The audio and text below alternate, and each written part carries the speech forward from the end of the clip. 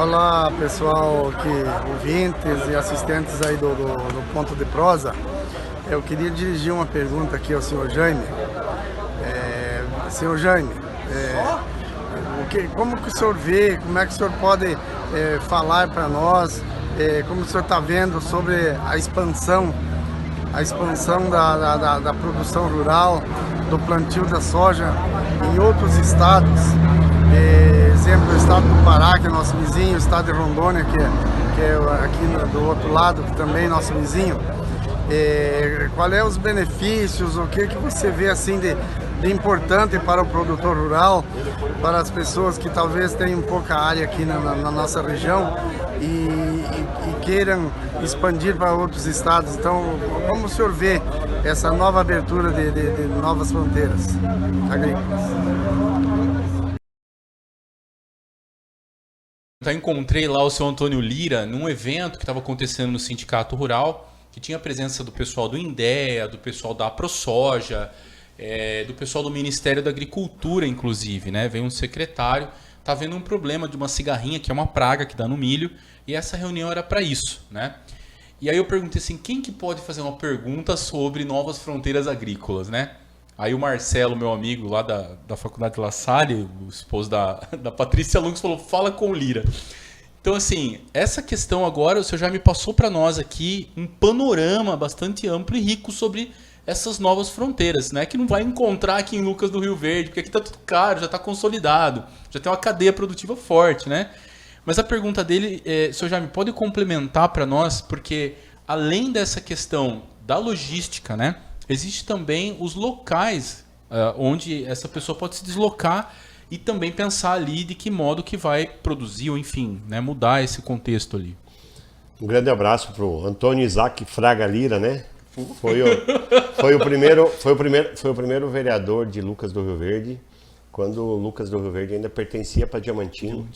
E ele foi o primeiro vereador de Lucas do Rio Verde quando ainda era distrito. E curiosamente, como eu morei em Campo Novo do Parecis, a primeira cidade que eu morei no Mato Grosso, em 1988, o mesmo decreto que emancipou Lucas do Rio Verde, emancipou Campo Novo do Parecis também. Só pra gente falar um pouquinho de... Foi no mesmo ano? Geopolítica mato-grossense. Geopolítica mato-grossense, boa. O mesmo decreto que emancipou Lucas do Rio Verde, emancipou Lucas do Rio Verde, Nova Mutum, Tapurá, Campo Novo do Parecis e Brasnorte. Tudo pertencia para Diamantino. Pra você ter uma ideia do tamanho que era Diamantino, daqui a Brasnorte são 500 quilômetros e tudo era Diamantino. Então, um grande abraço, obrigado. Eu já falei um pouco sobre isso, né? E tem alguns pontos que eu acho que são importantes complementar, porque sem dúvida nenhuma ele se referiu ao Pará, se referiu a Rondônia. E que curiosamente tem uma logística melhor que a nossa, né? Porque eles estão em pontos mais próximos de Pará e Rondônia tem logística melhor que a nossa. Porque Rondônia está no eixo do... É a saída, né? Rondônia está no eixo da saída do corredor Porto Velho e Itacoatiara. Tá. E o Pará está no eixo da... Hidrovia daí, né? Isso. E o Pará, ele está no eixo da 158, com saída já para Itaqui. Então, porque nós hoje, nós estamos no coração do Brasil, né? Sim. Então, se você vai pensar numa logística de Lucas para Santos ou Paranaguá, tu está a mais de 2.000 quilômetros. Isso. Tu vai subir aqui, você está a mais de 1.000 quilômetros para colocar a soja em barcaça, para depois ela ir para navio, que você tem um custo adicional que não é barato. Então, esses lugares, eu acho que...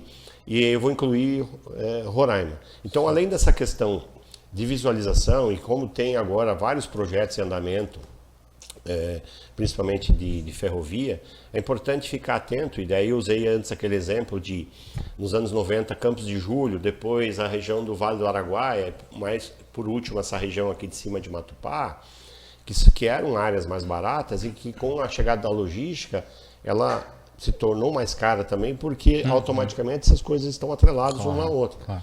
Então esse é um ponto para ficar bastante atento em relação ao quais os projetos e de que forma que esse local onde você está pensando em adquirir novas áreas, ele vai se inserir nesse contexto logístico. Mas antes disso tem uma outra coisa chamada segurança jurídica, porque tem algumas dessas novas fronteiras que elas ainda não têm todas as áreas tituladas. A exemplo do que foi aqui lá no começo. Então tem que ficar bastante atento a essa questão de como que o Estado, porque se você olhar... É da União daí, né? Isso, quando não é reserva indígena, é da mas, União. mas ela pode ser agricultável e buscar a regularização disso. Inclusive eu vi uma matéria, acho que foi semana passada, de que nos 3 anos do atual governo, a regularização fundiária foi superior ao que foi nos últimos 20 anos. Então, o que eu quero dizer com isso? O foco é muito forte. Agora tem que ver o Estado, se o Estado está imbuído e tem a mesma concepção e também quer fazer isso no mesmo tempo e da mesma forma que está sendo pensado. Então, esse é um ponto importantíssimo para olhar. Claro que a questão da qualidade do solo, né, o quanto e o custo de produção, a que distância você está para você chegar com os insumos. Apesar que isso hoje ele é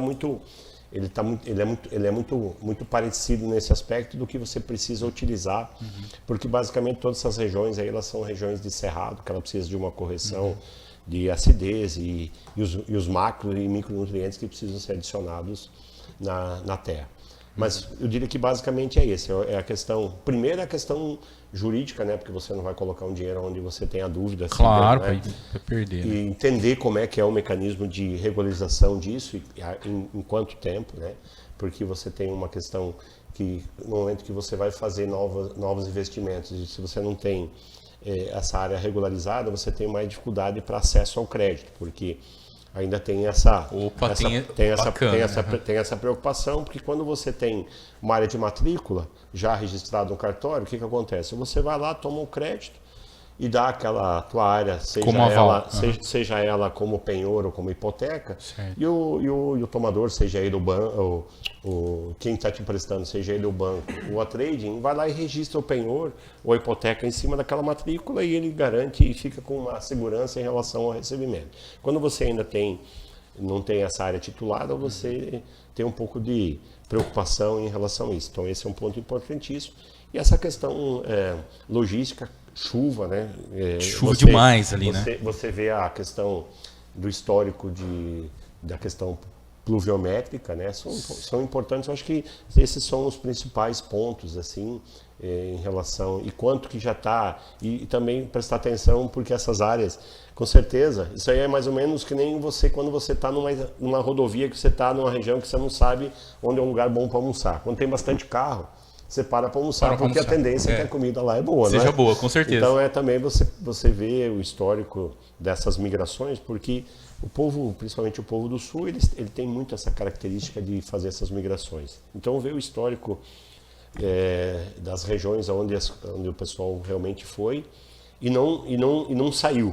Foi comparado com o que aconteceu aqui, né? Claro que os primeiros por dificuldade, mas houve uma consolidação. Então ficar de prestar atenção nisso e eu acho que esses são os principais pontos que precisar. E, como eu falei, roda, pega e anda, porque isso é o melhor, para mim é o melhor termômetro. Interessante, uma boa dica. Porque você andando, eu sou um cara que gosta de andar muito e já andei praticamente em todas as regiões onde se produz no Brasil, no Nordeste, no Norte. E isso dá uma condição de você avaliar, porque as oportunidades que você recebe, os convites ou as oportunidades para você buscar novos negócios e se inserir em outras regiões, eles são muito grandes, né? Mas aí cabe a você filtrar e saber. Para você tomar a decisão e saber, você precisa ter ido lá, ver e enxergar e ver em loco, entendeu? Sim.